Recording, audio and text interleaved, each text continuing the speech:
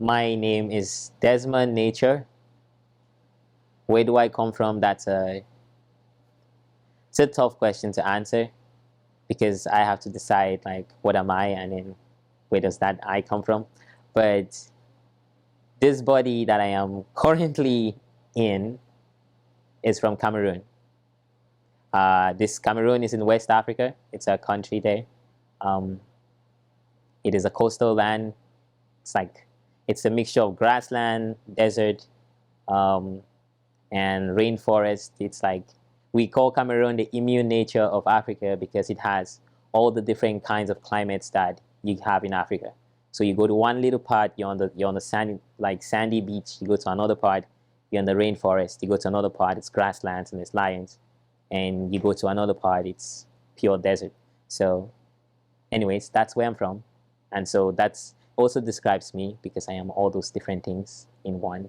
What brought me was my parents. Their reasoning was I needed good education, I needed a better life for myself, and they figured America was the place for that. Um, so yeah, what brought me here was knowledge, the search for education. I was not much of a sentimental person, yeah, so I never used to like have stuff that were like memorabilia or something. Um, but my memory is pretty good, so I used to remember. I remember my home like vividly in my mind. I remember my. I was telling my friend Peace earlier that I there's this guava tree, because we're talking about guavas, and back home there's this specific guava tree. It was so unique because there was every guava tree has a different kind of guava. Like they all taste a little bit different based on the soil, based on the place where it's grown. But anyways, this guava tree, I always think about it because that was like my favorite place to hang out back home. So when I think of home, that's like that guava tree in the back of our house. That's like the spot. Coming here was a huge change, and it pretty much changed the way that how I perceive the world. Because I came here when I was 15 and I went straight to college. And if you're a 15-year-old in college, it's like, how do I say it? You get introduced to so much new information and so much just new ways of living life. That's already a lot for one thing. But then at being in a new country, in a new house, in a new family, in a whole new world, so that was a lot to process at the time. I was reading this poem, and it was about like the Statue of Liberty, the poem that says, "Bring me your weak and tired, and I'll give them liberty." Like that's that poem.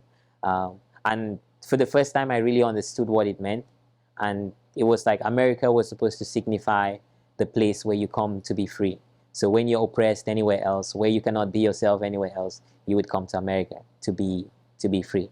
So for me, 10 years from now, I mean tomorrow, today, this instant, my dream is always the same. I want to just be as free as possible, as free to do whatever I want, free to be however I want to be and to express myself however I want to express it. That dream does not change. It's just freedom. And if that's the American dream, that's what I want, freedom. Because it's all over my work. First, um, my mom was a seamstress, so I grew up around her making clothes, measuring people constantly. I would grow up in her shop.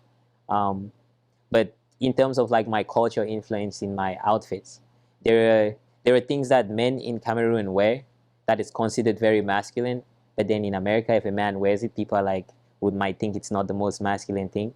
And so I like to play with that aspect because I'm very confident in my masculinity, so I can be able to play with different styles and things like that. Which for me, it's normal. If I go to Cameroon, the men they're just like, yeah, this is normal. But in America, people's minds get tripped up. They're like, whoa, is he supposed to wear that? Kind of. But I also like the patterns, as you can tell. I have like my little hat here with the patterns on there.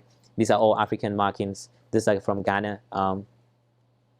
I like just complexity, and I think in Africa we when it comes to fashion, we are really big into our complexity. We like complex patterns, complex styles, vibrant colors, and I like to put that into my designs. Um, but yeah, there are some people who I grew up looking up to, like the elders, and they were a way that our elders would dress. They always had this air of dignity about them, and you would instantly just respect this man just because he was like, one, he was older than you, but then also he had this air of dignity, and that was personified in his outfit. And so I try to emulate that in my outfits as well, to carry myself the way that I would like to be perceived. I like to put that on. You know, if I want to walk into a place and be treated like a prince, I'm gonna walk in there dressed like a prince. You know, so at least I get that one off the list. But yes, so definitely my where I came from has influenced my style greatly, and honestly, it's one of the best things about my creativity. Is like I can always draw back on this source of of just my ancestral knowledge that I am connected to. I'm like very proud of that. Don't believe anything that they tell you. Listen, look, pay attention to your surroundings, and then decide for yourself. Because everybody's going to tell you what the right thing is. Everybody's going to tell you how to move. Everybody's going to have an idea about that. Listen to them carefully, learn from them, and then chart your own path. Because, like, again, America is the place to be free, but at least know how to be free. Learn from the people who are around you.